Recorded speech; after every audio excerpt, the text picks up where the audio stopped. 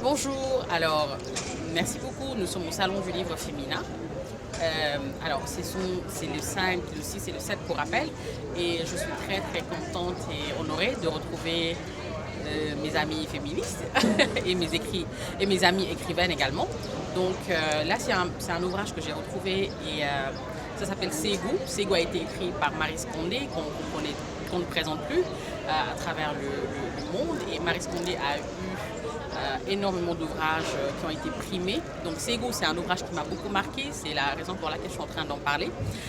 Ségou parle de l'histoire de Boussika Traoré, de l'entrée de l'islam un peu en Afrique de l'Ouest. Et Maryse Condé raconte plusieurs personnages de ce livre-là qui ont été touchés par l'islam, qui ont été touchés par l'entrée de la religion de façon différente. Et on y évoque le choc culturel qu'il y a eu entre, bien entendu, la religion islamique qui est venue avec ses us et coutumes et les rites culturels qui existaient avant dans l'Afrique de l'Ouest.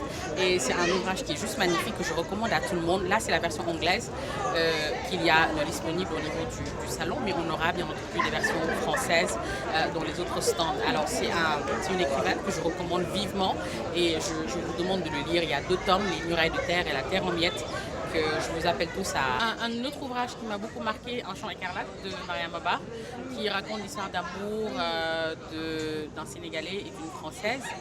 Et une histoire d'amour qui fait face, bien entendu, à la culture sénégalaise, à des cultures totalement différentes, à la culture sénégalaise, à la culture française, qui fait face à la pression de la société sénégalaise sur les jeunes Sénégalais et au fait qu'il y a énormément de choc culturel, je vais me répéter un peu, qui existe entre nos 2 nations. Et c'est un livre vraiment qui retrace l'histoire de ces 2 jeunes-là, leur histoire d'amour et comment est-ce qu'ils arrivent à surmonter certains mythes qui existaient alors, parce que c'était vraiment à une époque assez où la colonisation était encore présente dans certains œils.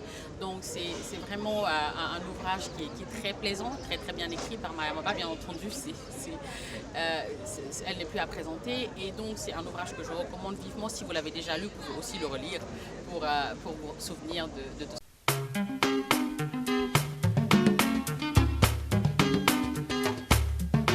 Waddle, waddle.